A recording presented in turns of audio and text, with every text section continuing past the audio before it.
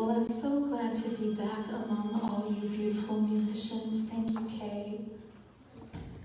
If you felt like there was a little irony in me singing along on that one clear voice, I did it on purpose so you would know that we are one. Seriously though. Oh, my thing is on. I don't have to hold that anymore. Yay! I titled this week's sermon in Awesome Wonder. One of my favorite phrases. Oh Lord my God, when I in awesome wonder consider all the worlds thy hands have made. I love that song. It fills me up. It fills me up. And awesome wonder. I always feel that when I'm at the Grand Canyon. When I'm walking through a beautiful forest all alone, when I sit down and pay attention to a flower in all its glory. But am I in awesome wonder? Just motoring along through my life, getting in the car, driving to Dallas one more time? Am I in awesome wonder? Too often the answer is no. And I do know that it's about paying attention to where you are, not about where you are. Easy for me to say because I just got back from Yellowstone Park and Big Sky, Montana, where it is very easy to be in awesome wonder at any given time. So much beauty, so much greenness. It was about 40 degrees cooler there than it was here. We checked the temperature in Fort Worth every day just so we could kind of gloat about how cool we were. And we come back and it's September. So September means hope to me. It means it's going to get cooler one of these days. It's going to be Christmas at some point. In August, you couldn't convince me of that, but now I know. So my idea before I left is I knew I was going to be in this awesome wonder, and I knew that that wasn't the lesson, to go find a place where you're in awesome wonder, but that the lesson was to find the awesome wonder wherever you are. And my intention when I wrote that sermon title before I left was to pay attention while I was gone and see what it was that allowed me to be in awesome wonder where I was, and to see what I had to learn. And I learned so much. I'll be doing sermons off of it for the next several months, but there are a few things I wanted to bring up to you today. One is a quote from a genius. Albert Einstein says there are two ways to live your life. One, as though nothing is a miracle. The other, as though everything is a miracle. Two ways. Which would you rather? Which would you prefer? To live as though nothing is a miracle or as though everything is?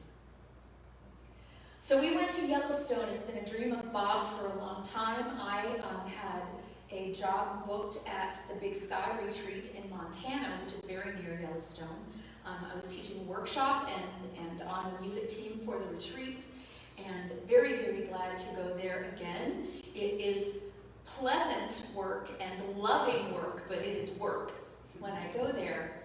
But I was bribing Bob to come by saying, we could go early and go to Yellowstone, which has been a dream of his all of his life. And so here we are walking around on the largest volcanic crater in the world with acid and hot water and gas bubbling up everywhere around us, reminding us that it could blow at any minute. One of the sites we went to, there was a sign that says, this particular gaseous acidic mud puddle didn't used to be here. But there was an earthquake in 1948 that blew this whole thing. This was a forest. And in 1948, an earthquake happened that blew this whole thing sky high. There were no trees around. There was just this giant bubbling mud puddle, which we were told was actually very acidic and would just sort of melt you, if you not because of the heat, but because of its content. Wow. Oh, Lord my God. Awesome wonder. And of course I had Bob there going, it could blow any minute, babe. which can make you appreciate it even more. And there was so much beauty, and there was so much walking. We got 17, 18, 19, 21,000 steps every single day. Wow. Which, at an elevation of about 7,000 feet, wasn't easy. Then we moved to Big Sky with an elevation of 9,000 feet. So we had a really, really, really, really good time. And what I came back with is, if I cannot honor the entirety of my journey, then I truly honor none of it. Louise Hay said that. It's one of her basic healing lectures was, learn to honor the entirety of your journey. Everything is grace. I talk about this. I've talked about this to you before. I know this. I just forget because I'm human. And you do too because you're human. So sometimes we get to remember together. It's all grace. It's all grace. We honor the entirety of the journey. All of it is God. So here's one thing I learned. We say the words, it's all God. How many people believe it's all God? God is all there is. Love is all there is. There is only love. We sing that in a song. Do you believe it? Then what is all this complaining? Being a person who does her fair share of complaining, I feel like I have a right to ask you about this. What is all this complaining? If it is all love, that means it's all love. That means the political people that you don't like are all love. It means the situations that look doomed are love. And that a new definition of insanity, which I learned on the strip, is thinking that we have a singular answer, that we're right, to a multi-dimensional world. We have no idea what's going on. We see this, and we go, well, I know what's right about this, so I'm going to declare it. The whole world should do it, because I should be in charge, because obviously I'm smarter than everybody else. I don't know if you do that, but I do that. We don't know. We keep trying to come up with a singular solution to a multi-dimensional experience, and there just isn't one. The only singular solution is you decide that it's all love, and then you behave from there, rather than behaving as if it's all chaos and searching for love. How do you do that? How do you do that? It's not easy. It's not easy, and I had the gift of being able to listen once again to a person that I admire very much, Rev Dr David Alt. If any of you know him, he's very big in the New Thought music movement, and especially New Thought movement in music as well, but as a minister in New Thought, and he was the minister at CSL of Atlanta, which is one of the largest churches in the New Thought movement. He has now moved on from that position, and he has a focus ministry where what he does is he goes and helps. He digs wells. He gets children educated. He finds ways to rescue young girls from enslavement. And this is his calling. This is what he does. And something that he said which really stuck with me was this. Instead of trying to get the right things on your plate, look at what is on your plate and transform it until it feeds you. Or transform yourself until you can receive nourishment from what's on your plate. It's not about going and getting a better plate at all. It's about what is mine. What is mine here? What is mine to do? If I'm looking for beauty, do I need to go somewhere else? Or do I need to find what's beautiful where I am? Take your shoes off. You are standing on holy ground. were the words Moses heard on top of the mountain. You are standing on holy ground. And folks, that is the truth. Every day, all the time, you are standing on holy ground. So how can we find it holy? Well, I'll tell you, one way, it was a mantra that was given to me by one of my mentors that I decided to really take seriously during the time that I was in the park and on vacation. That mantra was, you are not the police. And the mentor who gave me that mantra was Bob. Because people weren't wearing their masks, and you're supposed to be 25 yards away from the wildlife. You're not supposed to just come right up on them. It's stupid. And you're not supposed to stop in the middle of the road, and you're not supposed to, just because you see something cool. And I would, because this is me, y'all. God bless you all. I need to tell them they probably don't know. I need to tell them that your mask only works if you put it up over your nose, too. This is a chin diaper. This is a mask. These are the things that I think I need to do in the world. And I was giving the blessing the first day of that mantra. I am not the police. Maybe they should have their masks up. Maybe they should stay further from the wildlife. But unless somebody is gasping for air and asking for my help, then I am not the police of anybody but me. So I need to police myself. So I'm going to tell you a terrible story on myself. It was very revealing to me. So we didn't ever stop in the middle of the road, but there were what was called wildlife jams. Like somebody will see something and all the cars will stop. Usually they pull off to the side of the road. And we saw this beautiful elk doe feeding just off the side of the road. And we knew something must be happening because cars were backed up for forever. But when we got there, Bob pulled off and there was a guy on the other side who was taking a picture of her.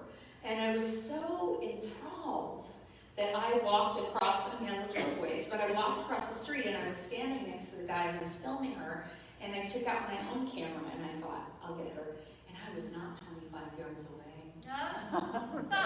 Now, if she'd been a bear or a wolf or even an elk buck, I probably would have had no problem staying 25 yards away, but does don't kill you. Pretty much. You know us girls, we tend to be kind. Does are not generally dangerous. But I had not thought it through. That it didn't matter whether she was going to hurt me. Would I possibly do something that would harm her? Would I startle her and make her run out into the street? And I wasn't that close. But I wasn't 25 yards either. And I was just sort of enraptured just watching her. And then I hear this thing on a loudspeaker. Step away from the doe! Step away! And he was really yelling at the guy next to me because he had pulled his car right up next to the doe and gotten out and was kind of in her face. And I was further back than that. But so I was watching him move, and then he goes, and you too!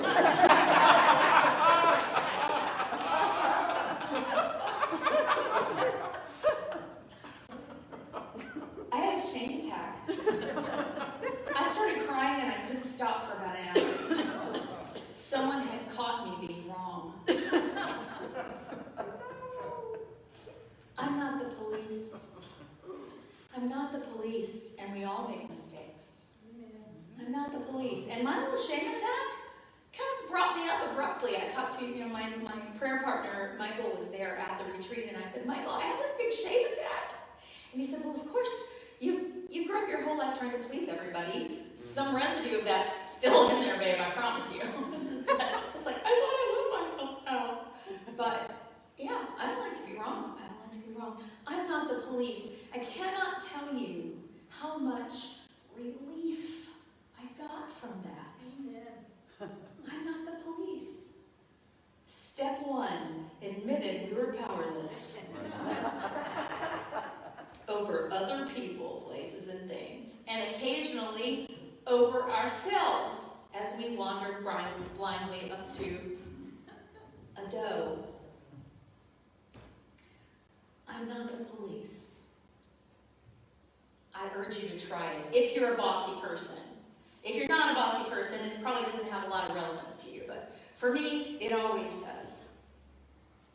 The other thing I learned is that there are always three choices. There's not just fight or flight when you are in a situation of great tension. You can fight, you can run, or you can transcend. You can transcend or transmute the experience. You can change yourself and your reaction to the experience. You can change the way you think about the experience and therefore the way it affects you. Fight, flight, or transcend. I get a choice. I didn't have to attack people or throw up my hands and go, some people are just too stupid to deal with. I could go, yeah, that's not the best, and I'm not the police. And if it's somebody's job to police them, I'm sure they will. And I live in a perfect universe, which I say I believe. And so I should live like I believe that. I am not the police. I can transcend this. And then I can ask myself, what do I stand for? What do I stand for? Do I stand for peace? Then I better be peaceful. And if what is given to me on my plate is not a peaceful plate, then I need to transcend it or transform it until it feeds me, or transform myself until I can be nourished by what's on my plate. What's on my plate is argumentative people who aren't following the rules. I can't possibly be peaceful because other people aren't doing what other people are supposed to be doing. Well then, you know what? Other people never will. And I've given up peace for my life. And I can say, we need to end war. But if I can't end a war in myself, how am I going to bring world peace? Edwene Gaines, who is an amazing speaker and just a transformative woman, and her thing is prosperity. She talks a lot about prosperity. She makes no bones about, you tithe 10%. That's first fruits to God, period. And people say, I don't have very much. And she says, well, if you won't give that little bit, how's God going to trust you with $1 million? I only have $100. I can't give 10 of it away. Well, if you won't give away $10, how's God supposed to trust you're going to give away $10,000 if he gives you $100,000? Or $100,000 if he gives you $1 million? Interesting. It's just a little different way to think of it. And I've known Edwene for a long time, and I hear her say this, but here is another thing that she says. Every night before she goes to bed, she says to herself, I want to quote it exactly. She says, God, who have I placed outside of my heart today? Who have I placed outside of my heart today? Who have I treated with contempt or judged as unworthy? And then teach me to pray. Teach me to open my heart. Teach me to live in grace. Teach me to live in love unconditionally. Teach me to pray. Teach me to allow that to happen within me. Transform me by the renewing of my mind, as St. Paul said. Be where you are. You will never be consumed with awesome wonder until you actually are where you are, no matter what your surroundings are. If you're on your phone, grand things are happening that you cannot see. There was no phone service or Wi-Fi in Yellowstone, which was cool, except if you hired a guide and you needed to call the guide and say, where am I supposed to meet you? Somewhat of a problem, not completely unable to overcome, but a little difficult. But I think that's for a purpose. Are you gonna miss it? And I saw so many people taking pictures of what they were, and it's fine to take pictures. There's nothing wrong with taking pictures, but look at it.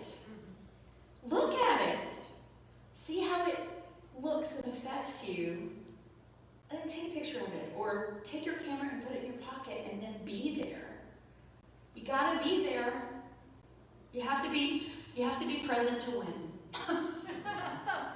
You have to be present to win. So be where you are and then bless the ground upon which you stand. That's how to transform what's on your plate. You bless it and you bless it and you bless it and you bless it. Here's a very small way I've been able to do that. So I hired someone to clean my house 2 days before we got home because I wanted to walk into a clean and not chaotic house, which was possible because our 2 dogs were at the kennel. And our cats aren't that messy. So we got home, we weren't able to pick them up the first day because we had to take Bob to a doctor's appointment. So we picked them up on Saturday. And they came in, and immediately nothing was clean anymore because that's the way they roll. And instead of going, well, there goes my clean house, I went, here comes all this love and hair. Because love comes with hair sometimes. If I don't want the hair, how am I going to get the love? Right? It's just a tiny little shift of mind. I know that's a small thing. It's not a small thing if you're like a OCD control freak sort of person who likes to have everything clean. Not that I am that, but it's a small thing, but everything can be transformed in that way. Bless the ground on which you stand. Start where you are. Take a look around. Take a deep breath.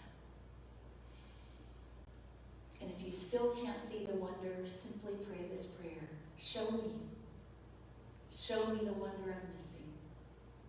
I promise, if you take the moment to do so, you will be in awesome wonder. Thank you.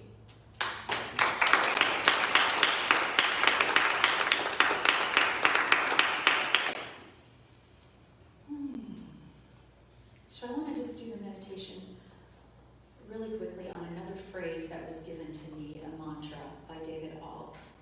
Well done, good and faithful servant. That was in the story of the talents, the one who put his talents to work and came back to the master, having doubled or tripled them, I can't remember exactly. The master said, well done, my good and faithful servant. So let's just take a breath. Close your eyes if you are comfortable doing so. And we're going to bless the ground upon which we stand by saying to ourselves, well done, good and faithful servant.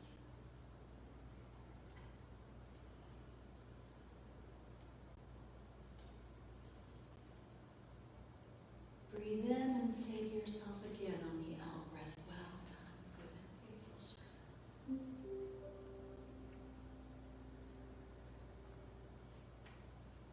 Breathing in again. Well done.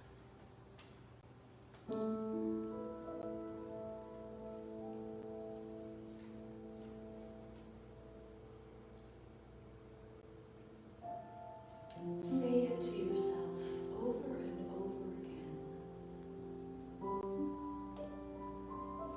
If you keep doing it every day, eventually you will begin to believe it.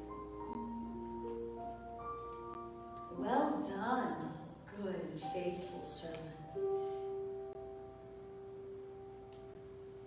I say that to you, to the people who kept this church running while I was off gallivanting. Well done, good and faithful servants of love.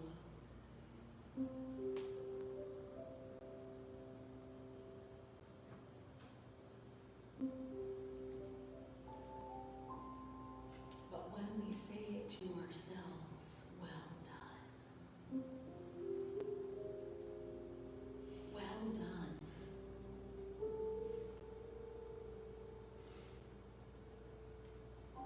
When we reach the point where we can believe, well done, truly well done, no matter what it was,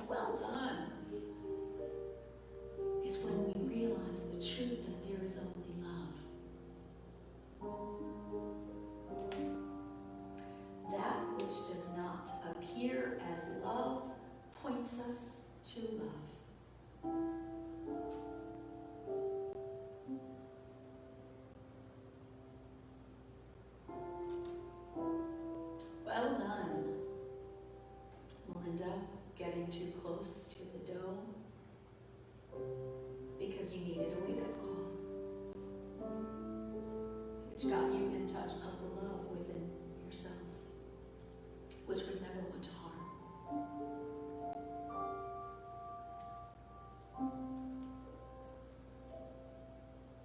Well done, shame attack.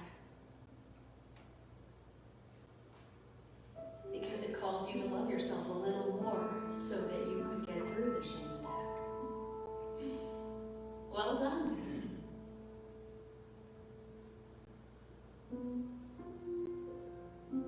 Well done.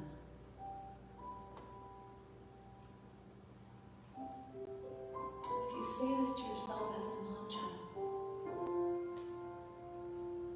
you will notice that it becomes easier and easier to say to others. Well done. Well done. You caused me to look at myself today.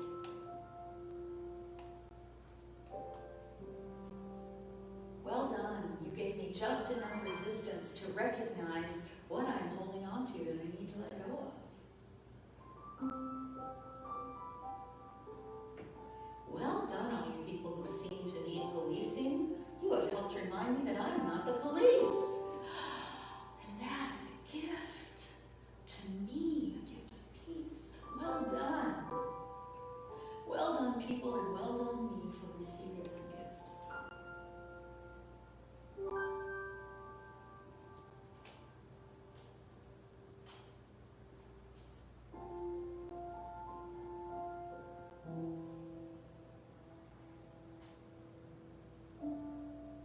Well done.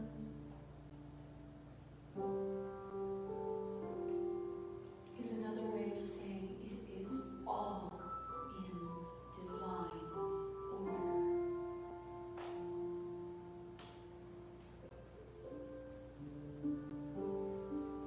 Our human eyes will never be big enough to see the whole order. We are standing in one tiny, tiny spot.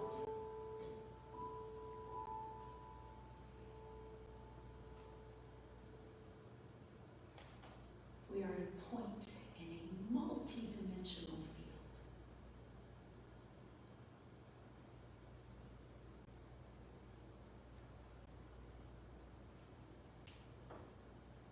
And as vital as any other point in that field.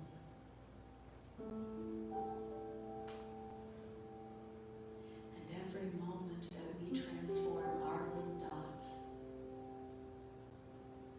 to love, to a blessing,